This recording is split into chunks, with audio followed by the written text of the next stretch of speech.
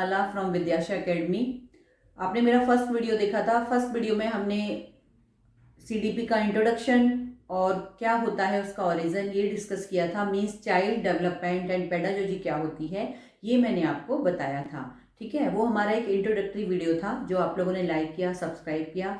Thanks all of you. CTET में आने वाले जो महत्वपूर्ण क्वेश्चंस हैं, इंपॉर्टेंट क्वेश्चंस हैं जो बार बार रिपीट होते हैं, उनका मैं आपको एक क्विक आइडिया या उनके बारे में थोड़ा सा बताऊंगी। या उससे क्या है कि आपको ये आइडिया मिल जाएगा कि किस तरह से हमें क्वेश्चन को अटेम्प्ट करना है। बेसिक बेसिक बिल्कुल जो मेन चीजें हैं वो हम डिस्कस करेंगे, आप सभी के लिए बेनिफिशियल होंगे। तो चलिए शुरू करते हैं। तो स्टूडेंट्स, फर्स्ट टॉपिक जो मैं आपको करा रही हूँ वो है principle of growth and development.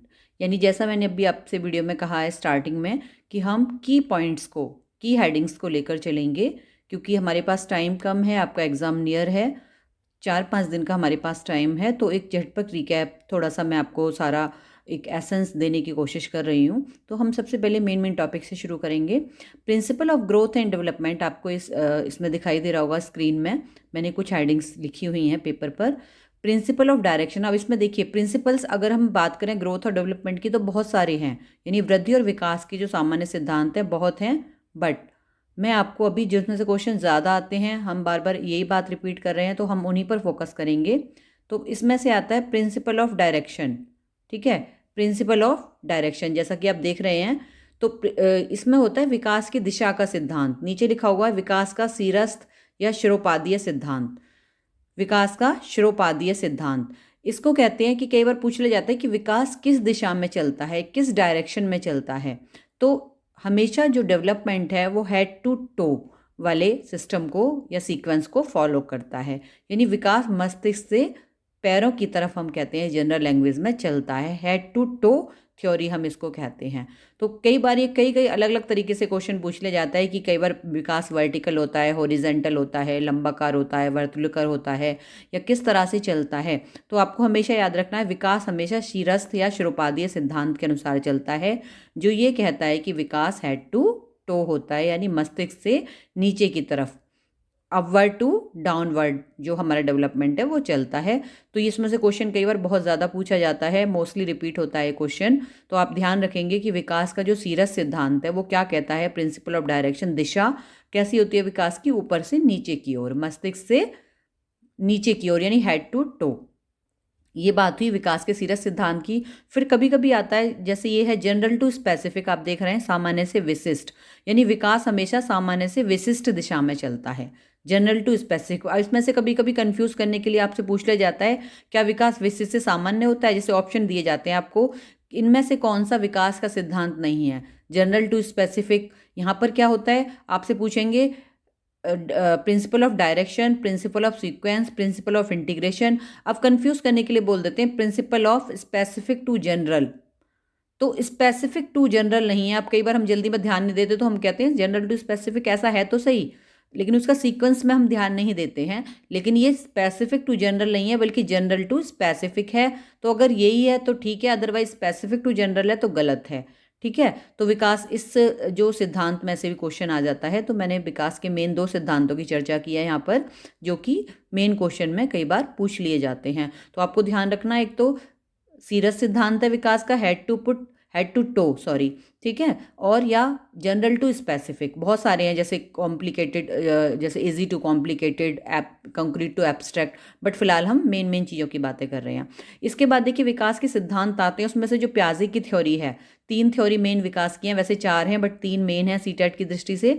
प्याजेज cognitive development theory, जैसे आपको दिख रहा होगा यहाँ पर, प्याजे का संज्ञानात्मक विकास का सिद्धांत। फिर है कोहलवर्क्स मॉरल डेवलपमेंट थ्योरी, कोहलवर्क का नैतिक विकास का सिद्धांत।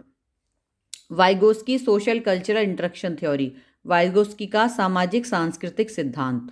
देखिए वाइगोस्की से बहुत सारे क्वेश्चन सीटेट में आते हैं, या हम कह सकते हैं एक क्वेश्चन जरूर आता है।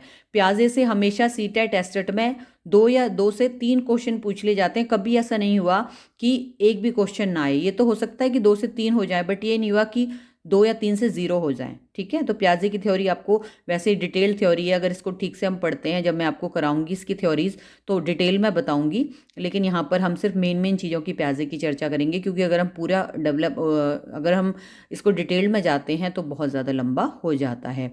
ठीक है, तो प्याजे का संज्ञानात्मक विकास का सिद्धांत है। आपको ध्यान रखना है कि विकास से संबंधित प्याजे ने, संज्ञानात्मक होता है कॉग्निटिव या बुद्धि से रिलेटेड, ठीक है, बौद्धिक इंटेलेक्चुअल। तो प्याजे ने कहा है कि विकास चरणों में होता है, बुद्धि का विकास इस तरह में होता है, तो उन्होंने संज्ञानात्मक थ्योरी दी है। कोहलवर्ग का आपको ध्यान करना है, बेसिसली स्पेशली जो पीआरटी वाले स्टूडेंट हैं उन्होंने नैतिक विकास का सिद्धांत दिया। जनरली सीधा सीधा ये पूछ लिया जाता है कि विकास का सिद्धांत किसने दिया है, तो आपको कोहलवर्ग, नैतिक विकास का स्पेशली कोहलवर्ग ने दिया है। संज्ञानात्मक विकास का प्याजे ने दिया है, और वाइगोस्की ने दिया है सोशल कल्चरल इंटरेक्शन थ्योरी, यानी सामाजिक सांस्कृतिक विकास का सिद्धांत।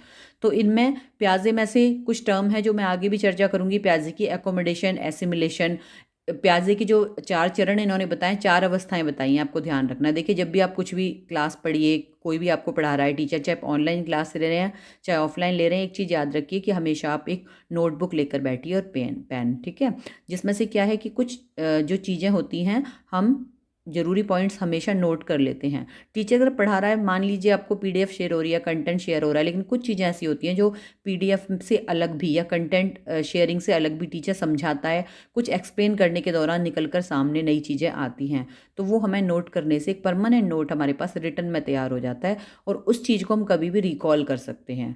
क्लास नहीं है उस वक्त, हम रिकैप्चुलाइज कर रहे हैं, रिटेंशन कर रहे हैं, या फिर हम अपना पढ़ रहे हैं, स्टडी कर रहे हैं, तो उस रिकॉल करने के लिए हम कुछ भूल जाते हैं, तो हम उस मैटर को देख सकते हैं। तो हमेशा मैं कुछ चीज़ें इसमें अलग से आपको बताऊंगी जो आप इसमें नोट करते रहिए। तो प्याजे का जो कॉग्निटिव डेवलपमेंट थ्योरी है वो 4 चरणों में उन्होंने बताए हैं, 4 स्तर होते हैं।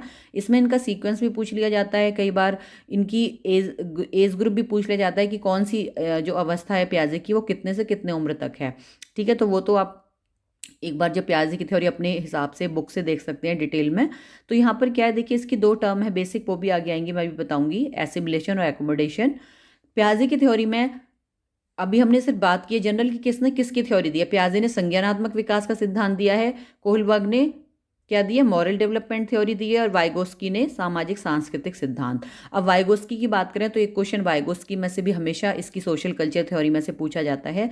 तो वाइगोस्की में से आपको ये ध्यान रखना है कि आपको सिर्फ एक इसका की पॉइंट है, की वर्ड है इंट्रक्शन, सोशल इंट्रक्शन, सामाजिक अंत्यक्रिया, आप उसको हमेशा पकड़कर चलिए, या कह सकते हैं उसको ध्यान में रखिए, जो इनकी थ्योरी का सेंट्रल वर्ड है या सेंट्रल इंग्रेडिएंट हम कह सकते हैं। देखिए, कभी कभी वाइगोस्की से क्वेश्चन आता है, वाइगोस्की के अनुसार विकास परिणाम है, according to Vygotsky development is a product of, किसका परिणाम है। तो वाइगोस्की ने कहा है कि विकास हमेशा सामाजिक अंतःक्रिया का परिणाम है, सोशल इंटरेक्शन का। इंटरेक्शन मीन्स बातचीत, एक दूसरे से शेयरिंग करना, विचारों का आदान प्रदान, ज्ञान का आदान प्रदान, अनुभव का आदान प्रदान, एक दूसरे से बातचीत करना, अपनी बातें शेयर करना। ठीक है, जैसे हम कहते हैं कहीं भी वाइगोस्की के जब क्वेश्चन का आप आंसर करते हैं, आपको एक चीज़ ध्यान रखनी है, इन्होंने कहा है कि जितनी भी हमारी हायर कॉग्निटिव स्किल्स हैं, बौद्धिक जो हमारी उच्च बौद्धिक क्रियाएं हैं, उच्च बौद्धिक विकास है, उसका परिणाम है कि जितना हम किससे इंटरेक्शन ज़्यादा करेंगे, अपनी बातें शेयर करेंगे, सबसे बातचीत करके चलेंगे, उतना हमारा ज्ञान ज़्यादा बढ़ेगा, उतनी हमारी नॉलेज ज़्यादा बढ़ेगी। तो समाज में उन्होंने कहा मनुष्य एक सामाजिक प्राणी है।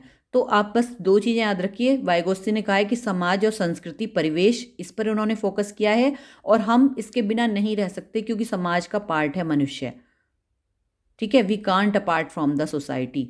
तो हमेशा जब जितना हम सोसाइटी में इंटरेक्ट करेंगे, हम कभी भी सोसाइटी से हट के चलेंगे, विड्रॉल करके चलेंगे, तो हम हमेशा, आपने देखा ना, एक व्यक्ति जो किससे बात नहीं करता, साइको होता चला जाता है, मन मन में टेंशन घुटता रहता है, अपने विचारों को अपने में रखता है, तो हमेशा वो बहुत जल्दी डिप्रेशन का शिकार हो जाता है। और हम जितना दूसरों से इंटरेक्ट करते हैं, प्रॉब्लम का सोल्यूशन झट से मिल जाता है। जब मैं आपको इनकी थ्योरी डिटेल में कराऊंगी तो उन्होंने एक छोटी सी एग्जाम्पल के थ्रू, स्टोरी के थ्रू अपनी थ्योरी को बताया है। ठीक है, लेकिन यहाँ पर मैं सिर्फ ये बताना चाहती हूँ आपको कि आपको वाइगोस्की में ध्यान रखना है कि जहाँ भी, जिस क्वेश्चन में भी, जिस ऑप्शन में भी बात की गई है कोलैबोरेटिव लर्निंग की, आपस में समूह शिक्षण, एक दूसरे से बात करके शिक्षा करना, अंत्यक्रिया करना, समाज में परिवेश में मिलजुल कर रहना, वहाँ पर आपको समझ जाना है कि वहाँ पर बायगोस्की का वही ऑप्शन है। यहाँ पर सोशल इंटरेक्शन की बात की जा रही है। कई बार तो सीधे सीधे ऑप्शन में होता है सोशल इंटरेक्शन, ठीक है। नहीं भी हो तो आपको जिस ऑप्शन में आपको लगता है कि कोलोबरेटिव लर्निंग की बात की जा रही है, आपस में विचार विमर्श की बात की जा रही है, इंटरेक्शन की बात स्पेशली जिसमें की जा रही है, वो वाइगोस्की का सही ऑप्शन होगा। ये आपको ध्यान रखना है, ठीक है। अब इसके अलावा आप एक चीज और देख रहे होंगे, ZPD, इसको कहते हैं जोन ऑफ प्रॉक्सिमल डेवलपमेंट, संभावित या समीपस्थ विकास का क्षेत्र। अब देखिए, जो हिंदी के स्टूडेंट हैं उनको क्या प्रॉब्लम होती है कि कई बार एक वर्ड के कई मीनिंग होते हैं, यानी पर्यायवाची शब्द ज़्यादा आते हैं। इंग्लिश में सिर्फ इसको जोन ऑफ प्रॉक्सिमल डेवलपमेंट बोलते हैं, लेकिन हिंदी में इसको संभावित या समीपस्थ विकास का क्षेत्र, 2 वर्ड बोले गए हैं, संभावित या समीपस्थ। अब कभी कभी ZPD में से क्वेश्चन पूछ लिया जाता है और हमने ये टर्म नहीं पढ़ी होती है, हमें लगता है ये तो बड़ी क्रिटिकल सी टर्म है, पता नहीं ये क्या है। लेकिन जब आप इसका समझ लेते हैं ना कॉन्सेप्ट, तो बिल्कुल छोटी सी बड़ी सिंपल सी टर्म है ये।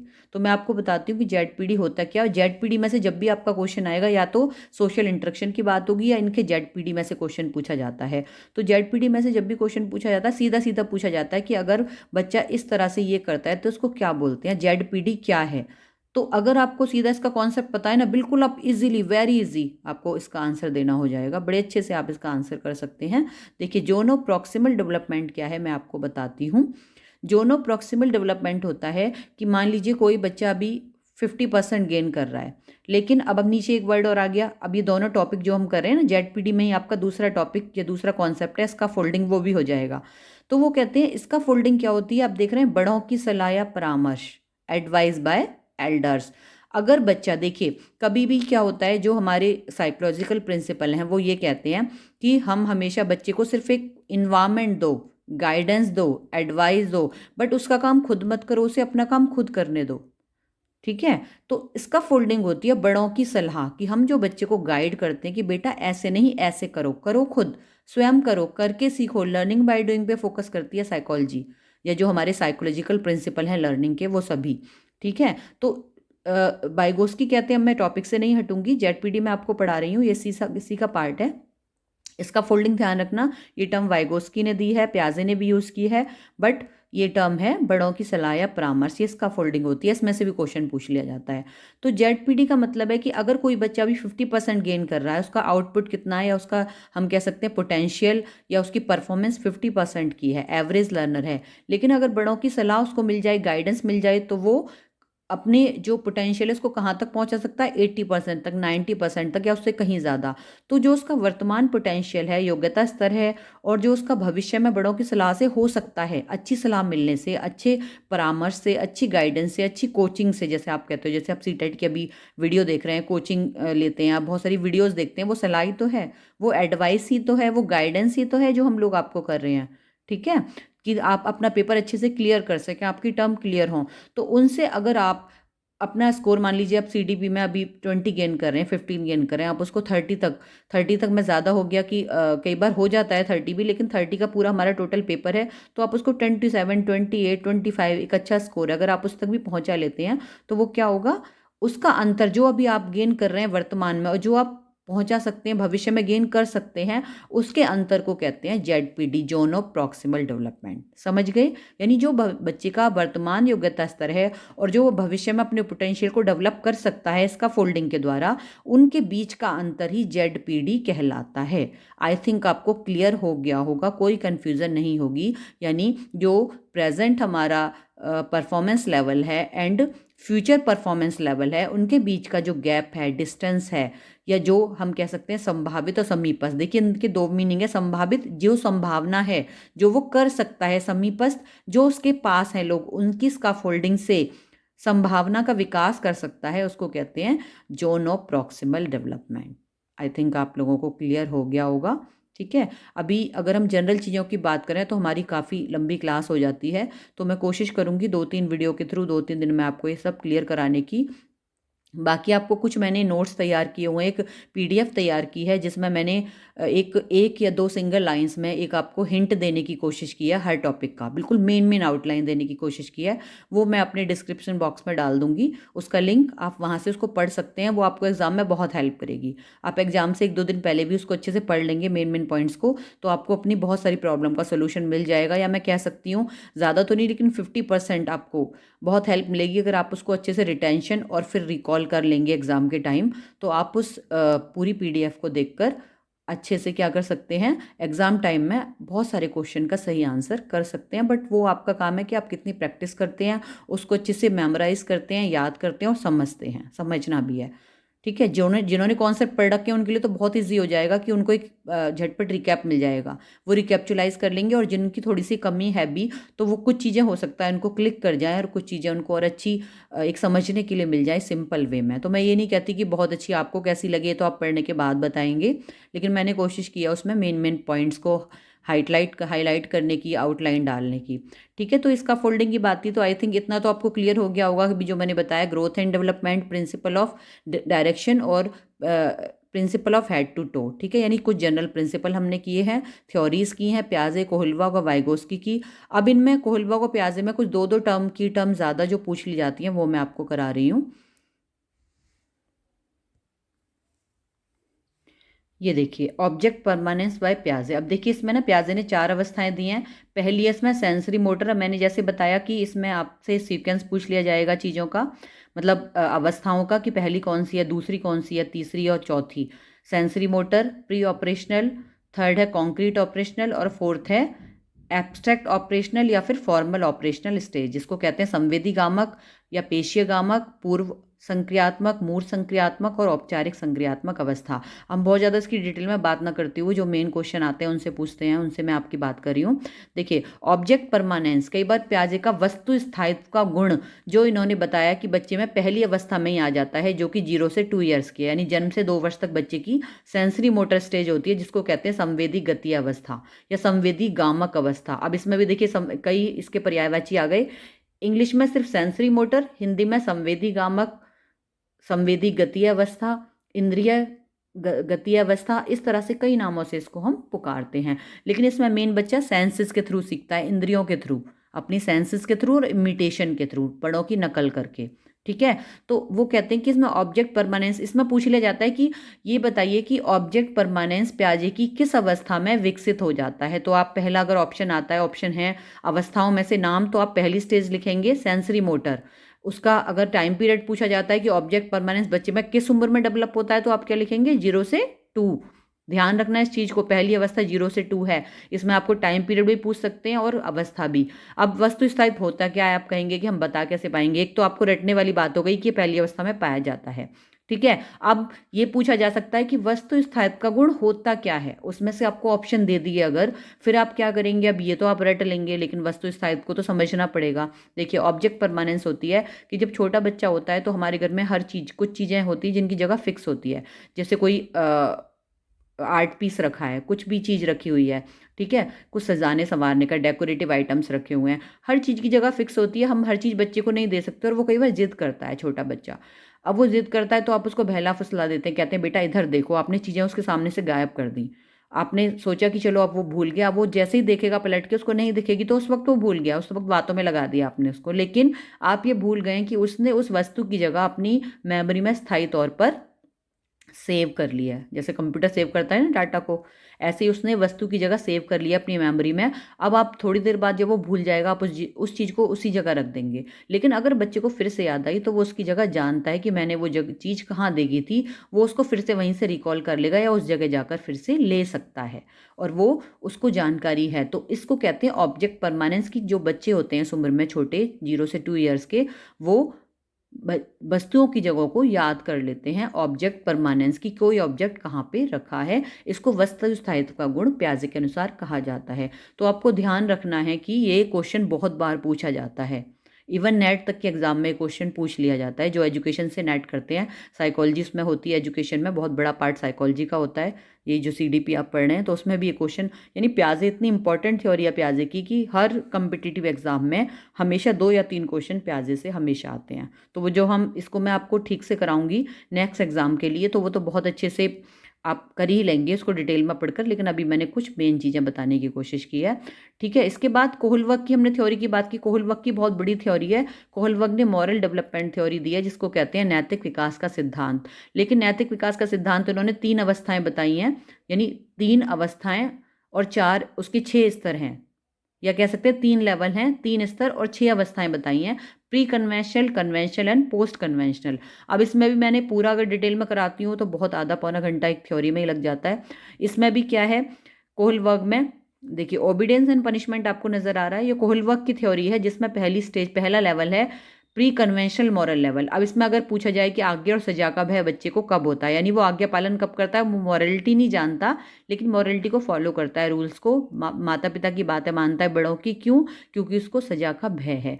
तो इसमें से मोस्टली फर्स्ट लेवल में से क्वेश्चन आ जाता है कि आज्ञा और सजा का भय जो कोहलवर्ग की स्टेज है वो कौन से लेवल पे होती है। तो आपको लेवल पूछा जाए तो आप लिखेंगे प्री कन्वेंशनल लेवल पे होती है, पूर्व परंपरागत नैतिक स्तर। इसको प्री कन्वेंशनल मॉरल लेवल या प्री कन्वेंशनल मॉरलिटी भी कहते हैं, ध्यान रखना। फिलहाल मैं एक इसी की बात कर रही हूँ पर्टिकुलर, ठीक है, प्री कन्वेंशनल मॉरल लेवल। और अगर बात की जाए कि कितने बच्चों में होती है, तो शिशुओं में होती है, छोटे बच्चों में होती है बहुत, क्योंकि छोटे बच्चे ही होते हैं जिनको नैतिकता की समझ नहीं होती, अच्छे बुरे की समझ नहीं होती है। तो स्पेशली मैंने इसकी क्यों बात की है, क्योंकि ये थोड़ी सी मुझे इंपॉर्टेंट लगी एग्जाम की दृष्टि से, इसलिए आपको इसको स्पेशली ध्यान रखना है। इसके बाद अब प्याजे की जैसे हमने थ्योरी की थी, अभी कौन सी थ्योरी की थी याद है, कॉग्निटिव डेवलपमेंट थ्योरी, संज्ञानात्मक विकास का सिद्धांत। प्याजे का, कोहलवर्ग का कौन सा था, नैतिक विकास का सिद्धांत। वाइगोत्स्की का कौन सा था, सांस्कृतिक विकास का सिद्धांत, सामाजिक सांस्कृतिक विकास का सिद्धांत, जिसमें उन्होंने वाइगोत्स्की ने सोशल इंटरेक्शन पर फोकस किया है। बार बार मैं बोल रही हूँ, सामाजिक अंत्यक्रिया वाइगोत्स्की की थ्योरी का की पॉइंट है, कीवर्ड है। अब देखिए प्याजे की 2-3 महत्वपूर्ण टर्म है जो प्याजे की थ्योरी है, जो हमने अभी पढ़ी थी संज्ञानात्मक थ्योरी, पूरी नहीं पढ़ी, सिर्फ मैंने बताया था आपको, जैसे इसकी एक फर्स्ट स्टेज है उसी थ्योरी की है ये, ठीक है। उसमें उसने 3 चीज़ें बताई हैं कि पूरी जो बौद्धिक विकास की प्रक्रिया है बच्चे की, वो 3 वर्ड्स के इर्द गिर्द घूमती है, एसिमिलेशन, एकोमोडेशन, स्कीमा। एसिमिलेशन होता है आत्मसातीकरण, एकोमोडेशन होता है समायोजन, और स्कीमा होता है मानसिक संरचनाएं। अब आप कहेंगे ये क्या है, देखिए पहली बात तो कई बार पूछ लिया जाता है, इनमें से कौन सी प्याजे की टर्म नहीं है। तो अगर इन तीनों से अलावा कुछ अलग है तो वो प्याजे की टर्म नहीं है। या फिर ये पूछ लिया जाता है कि इसमें से एसिमिलेशन एकोमोडेशन में से एक दे देते हैं, या स्कीमा इनमें से एक दे दिया, फिर इनमें से पूछ लिया जाता है इनमें से कौन सा प्याजे का बताया हुआ तत्व है, प्याजे की बताई हुई प्रोसेस है, की पॉइंट है। तो वहां पर आपको ध्यान रखना, अगर इन तीनों में से कोई एक है तो वो प्याजे का आंसर है। अगर ये पूछा है कि इनमें से कौन सा है, अगर नहीं कुछ ये पूछा है कौन सा नहीं है, तो ये सारे बताए हैं, ऑल ऑफ दीज है स्कीमा, या all of these fourth question आता है तो आप लिखेंगे ऑल ऑफ दीज। तो आपको मीन्स मेरा कहने का अभिप्राय ये है, कहने का मतलब ये है कि आपको ध्यान रखना है 3 कीवर्ड प्याजे ने दिए हैं, एसिमिलेशन, एकोमोडेशन और स्कीमा। तो आज की वीडियो में इसी के साथ लास्ट करूंगी, इन तीनों को सिर्फ समझाऊंगी आपको, उसके बाद कुछ और जो इंपॉर्टेंट टर्म है हम नेक्स्ट वीडियो में डिस्कस करेंगे। आज मैं इनको समझा देती हूँ आपको, नेक्स्ट कल की जो वीडियो मैं आपको कल की जो वीडियो मैं डालूंगी उसमें मैं आगे हम इन्हीं को, जो हम अपनी रिवीजन क्लास रख रहे हैं पूरे क्विक रिकैप की, उसी को हम कंटिन्यू करेंगे, ठीक है। एसिमिलेशन होता है, देखिए जो हमारी प्रीवियस नॉलेज और एक्सपीरियंस है उसको यूज़ करना, ठीक है, यानी नॉलेज और एक्सपीरियंस को यूज़ करना अपने क्रियाकलापों में, किसी प्रॉब्लम के सोल्यूशन में, अपने पुराने नॉलेज और एक्सपीरियंस को यूज़ करना, यानी जो हमारा पहले सीखा हुआ ज्ञान है उसको प्रयोग में लाना, वो एसिमिलेशन है, आत्मसातीकरण है। जैसे मैथ के फॉर्मूले आप याद करते हो, अपने टेबल, एडिशन, सब्ट्रैक्शन, टेबल्स याद की तो वो एडिशन सब्ट्रैक्शन में आपके काम आया। एसिमिलेट किया आपने उस नॉलेज को नए टर्म सीखने में, मैथमेटिकल जैसे से आपने चीज़ें इजी सीखते गए, फिर आपने क्रिटिकल सम सॉल्व किए उनके द्वारा। फिर होता है एकोमोडेशन, समायोजन। ये क्या है, देखिए ये भी क्या है, वैसे तो आप प्रीवियस नॉलेज और एक्सपीरियंस को यूज़ कर रहे हैं, लेकिन उसका थोड़ा सा आपने स्ट्रक्चर चेंज कर दिया, प्रारूप चेंज कर दिया, क्योंकि कई बार होता है आपने पुरानी पहले कोई चीज़ सीखी है प्रीवियस में, ठीक है, पहले कुछ चीज़ सीखी हुई है, आप उसको उस चीज़ का प्रयोग, उस नॉलेज का प्रयोग नई प्रॉब्लम को सॉल्यूशन करने में कर रहे हैं। लेकिन एज इट इज़ वो नॉलेज हमारी, कई बार हम देखते हैं, कई बार तो कुछ चीज़ें होती हैं एज इट इज़ हमारी जो प्रीवियस नॉलेज है उससे सॉर्ट आउट हो जाती हैं। लेकिन कई बार होता है कि जो हमने प्रीवियस नॉलेज की थी या प्रीवियस हमने जो मेथड अडॉप्ट किया था उसके लिए, वो उस नए जो प्रॉब्लम है हमारे सामने, नई सिचुएशन है, उसमें फिट नहीं हो रहा है। तो हम क्या करते हैं, उस प्रीवियस नॉलेज का, उस प्रीवियस एक्सपीरियंस का थोड़ा सा रूप बदल देते हैं, उसका स्ट्रक्चर चेंज कर देते हैं। जैसे आपने देखा है ना, हम आजकल व्हाइट बोर्ड से पढ़ाते हैं, पहले क्या था, ब्लैक बोर्ड नज़र आता था आपको श्यामपट्ट, अब भी है क्लासेस में, लेकिन मोस्टली अब उसका रूप किसने ले लिया, स्मार्ट बोर्ड ने। ठीक है, ब्लैक बोर्ड के साथ साथ तो हमने ब्लैक बोर्ड को ही थोड़ा सा एकोमोडेट कर दिया, बेस वही है आज भी, लेकिन उसको एकोमोडेट करके हमने उसको क्या बना दिया, उसको अपनी सुविधा के अनुसार स्मार्ट बोर्ड में चेंज कर लिया, कि जिससे और एजुकेशन को और इनोवेटिव बनाया जा सके। तो एकोमोडेशन का मतलब होता है कि प्रीवियस नॉलेज जो एक्सपीरियंस को, उसको थोड़ा सा चेंज करके यूज़ करना, ताकि वो प्रेजेंट सिनेरियो में फिट हो सके, वो एकोमोडेशन होता है, परिवर्तन करना। ठीक है, एसिमुलेशन और एकोमोडेशन, आपको थोड़ा सा अंतर समझ में आ गया होगा इसका। एसिमुलेशन प्रीवियस नॉलेज एक्सपीरियंस को यूज़ करना, काम में लाना, और एकोमोडेशन की उसको थोड़ा सा नए फॉर्म में चेंज करके काम में लाना। स्कीमा मानसिक संरचना है कि बच्चा जब अपनी बौद्धिक विकास की प्रक्रिया से गुजरता है तो वो बहुत सारी मानसिक संरचनाएं बनाता है, स्कीमाज बनाता है, और धीरे धीरे जैसे जैसे उसकी नॉलेज कॉन्क्रीट से एब्स्ट्रैक्ट होती जाती है, उसके स्कीमाज और ज़्यादा डेवलप होते जाते हैं। तो स्कीमाज क्या होती है, मानसिक संरचनाएं होती हैं जो हर बच्चे की बौद्धिक विकास में वाइटल रोल प्ले करती हैं। अगर ये स्कीमा ना हो तो बच्चे का बौद्धिक विकास प्रॉपरली नहीं हो पाएगा। स्कीमा ही है जो कि आगे उसको कॉम्प्लेक्स चीज़ों को भी शॉर्ट आउट, या हम कह सकते हैं कॉन्क्रीट से एब्स्ट्रैक्ट तक पहुंचाती हैं। ठीक है, तो ये मैंने आपको आज की पॉइंट्स बताए थे, इनमें से बहुत सारे क्वेश्चन पुट किए जाते हैं। एक इंडिविजुअल डिफरेंसेस जो हमारा बहुत महत्वपूर्ण टॉपिक है, उसको मैं नेक्स्ट वीडियो में डिस्कस करूंगी, कि आपको उसमें से 2 या 3 क्वेश्चन उसमें से भी घुमा फिरा के पूछ ले जाते हैं। तो उसमें से अगर क्वेश्चन आता है तो आपको उसमें बस, उसमें भी जैसे मैंने प्याजे का बताया था आपको, वाइगोस्की का बताया था, उसमें भी आपको 1-2 चीज़ें ध्यान रखनी है, जिससे आप उस तरह के टीचिंग जो एप्टीट्यूड के क्वेश्चन आते हैं, उसी इंडिविजुअल डिफरेंसेस को बेस्ड करके उसमें से 3 से 4 क्वेश्चन पूछ ले जाते हैं। तो आप किस तरह से उसको करेंगे, नेक्स्ट वीडियो में मैं आपको बताऊंगी। ठीक है, उससे आप बिल्कुल भी कंफ्यूज नहीं होगे और इजीली चीज़ों को सॉल्व कर पाएंगे। तो आज की वीडियो मेरी यहीं तक थी, मैंने आपको यहीं तक आपको कुछ मेन पॉइंट डिस्कस किए। नेक्स्ट वीडियो में हम कुछ और जो हमारे की टर्म हैं उनके साथ हम आपसे डिस्कस करेंगे। तो तब तक के लिए मैं अपनी वीडियो यहीं फिनिश कर रही हूँ। स्टूडेंट्स, नेक्स्ट वीडियो में हम लोग मिलते हैं, आप नेक्स्ट वीडियो ज़रूर देखिएगा, उसको आपको बहुत अच्छे से सॉल्यूशन मिलेगा चीज़ों का। ठीक है, तब तक के लिए गुड बाय।